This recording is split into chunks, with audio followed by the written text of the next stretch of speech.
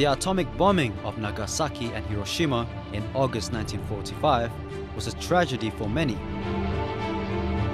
But for the nations of Indonesia, it was the opportunity to end their struggle for independence after more than 3 centuries being colonized by the Dutch and around 3 years under Japanese occupation. The Dutch returned to Indonesia to unfairly claim what's not theirs, from one treaty to another, and yet the Dutch broke the agreements ever made. It's time for the nation to defend their independence. Now right behind me is the Satria Mandala Museum. Now Satria Mandala is actually Sanskrit for sacred place for the knights. Now where I'm standing here, this is the main military museum in Indonesia. And of course, the Indonesian Armed Forces had a very big role in defending our independence.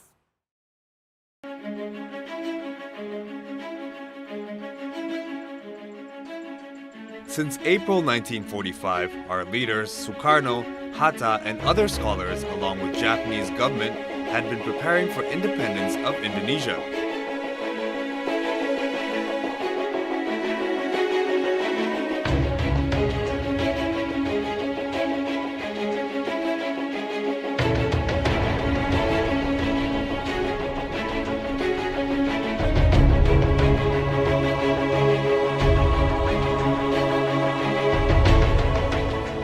After a long debate between the leaders and Indonesian youth, the decision was finally made to declare our nation's independence on Friday, August the 17th, 1945. As a newborn country, Indonesia realized there was a big job ahead. But first, the National Armed Forces was officially formed, known as the Public Security Troops.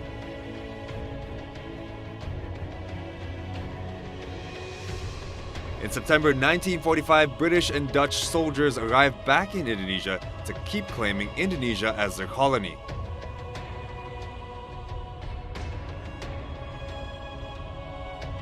Four days later, the Dutch brought down the Indonesian flag from the roof of the Yamato Hotel in Surabaya and replaced it with the Dutch flag.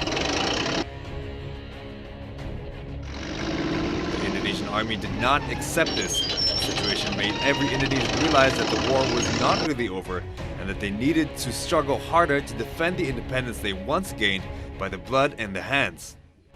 Now, in the time when the nation needed to concentrate on building the newborn country, the effort was ruined by the Dutch, who returned and tried to steal our independence. Of course, the Indonesian army and diplomats certainly fought back to not let that happen. We'll be right back after this.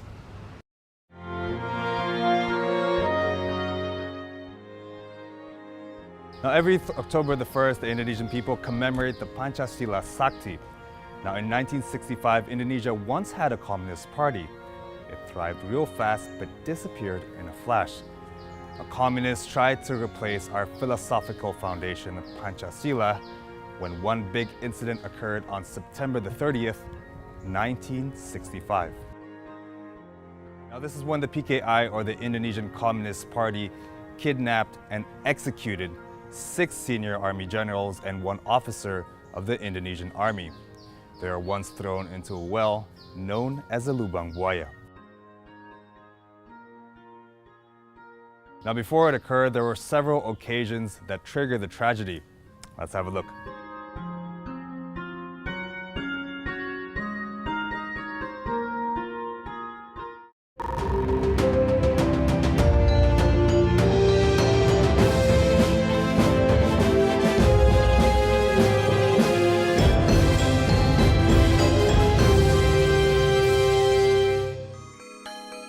Communist Party of Indonesia, or PKI, was the biggest communist party in the world outside of China and the Soviet Union.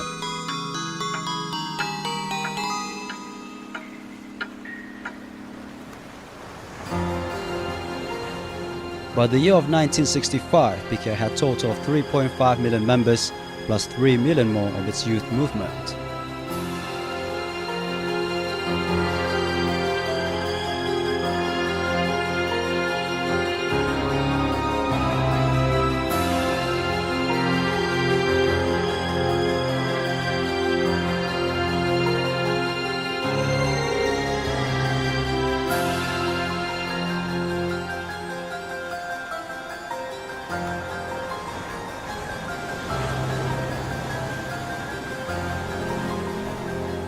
In July 1959, the parliament was dissolved and President Sukarno imposed a constitution and the presidential decree had launched a few controversial provisions.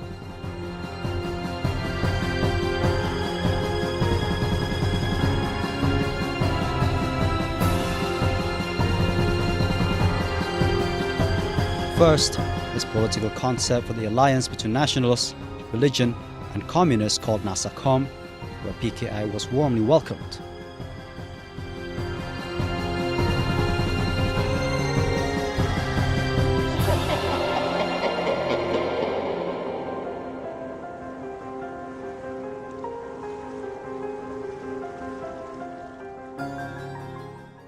The concept had given a new hope for communists to thrive in Indonesia. On the other side, all nationalists and religious groups did not agree to this concept.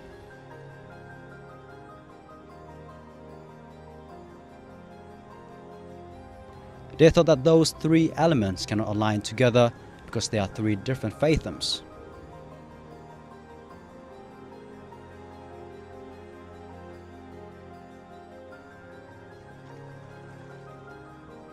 Second, President Sukarno also supported PKI's idea of the fifth force to stand alone regardless of the armed forces. But army officials disagreed and caused suspicions between the military and PKI.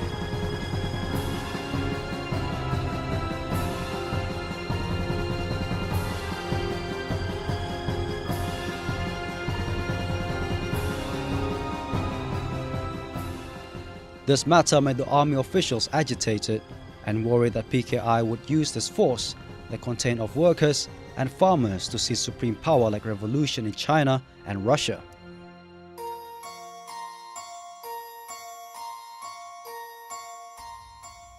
Third is the provision of agrarian and land reform, that also another PKI's idea to provide standard prosperity for low-class people.